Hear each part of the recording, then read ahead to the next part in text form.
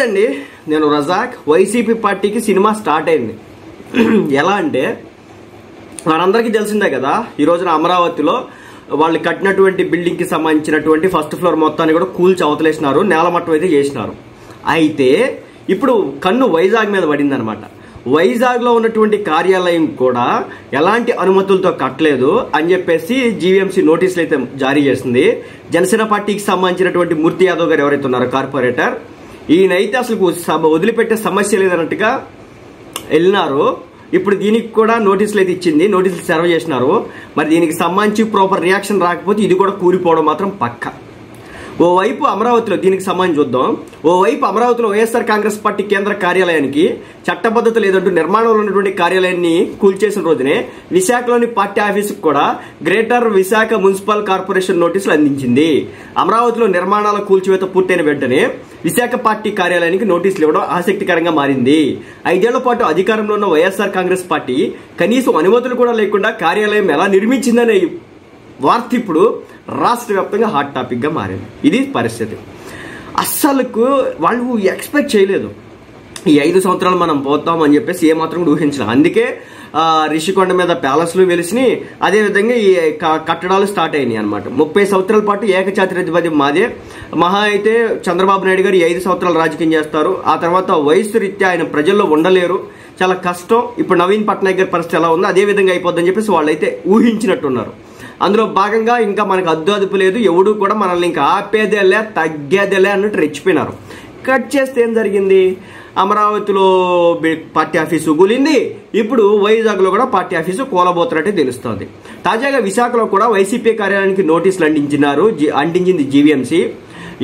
ఎండాడలోని survey number 175/4 లో 2 ఎకరాల స్థలంలో అనుమతులు లేకుండా నిర్మాణాలు చేశారని నోటీసులతో అభ్యంతరం వ్యక్తం చేసినటువంటి మున్సిపల్ కార్పొరేషన్ జీవీఎంసీ నుంచి కాకుండా అనుమతుల కోసం విఎంఆర్డీఏకు దరఖాస్తు చేయడం, అక్కడ అనుమతులు రాకుండానే నిర్మాణాలు పూర్తి చేయడంపై దీని వివరణ కోరింది. వారం రోజుల్లోపు సరైన వివరణ ఇవ్వకపోతే తదుపరి చర్యలు ఉంటాయంటూ వైఎస్ఆర్సీపీ కార్యాలయానికి నోటీసులు అయితే అందించారు జోన్ 2 టౌన్ ప్లానింగ్ ఆఫీసర్.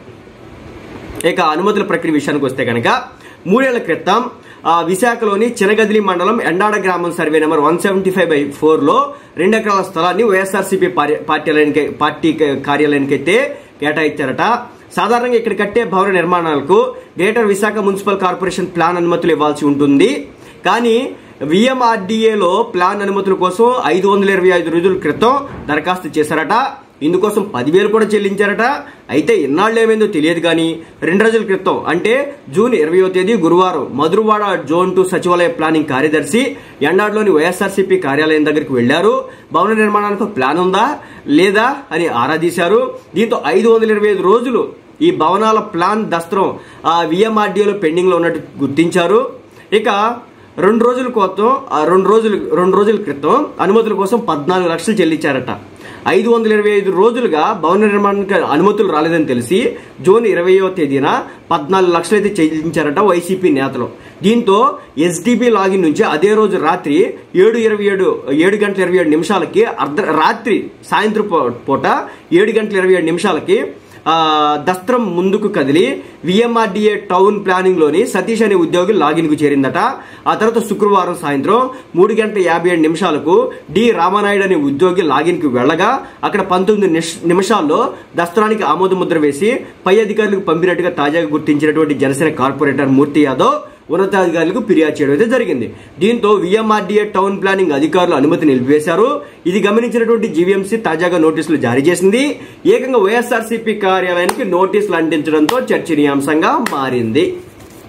ఇది పరిస్థితి అయిపోయే ఆల్మోస్ట్ ఇది కూడా కూలబోతోంది. దీంట్లో ఎలాంటి మొహమాటం అయితే లేదు, ఆల్మోస్ట్ కూల్చినట్టే.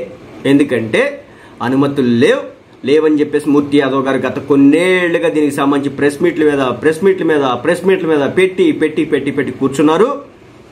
దొరికారు. ఈరోజు అమరావతిలో కూలింది, రేపు వైజాగ్లో కూలబోతోంది. దీంట్లో మొహమాటం ఏమీ కూడా లేదనమాట.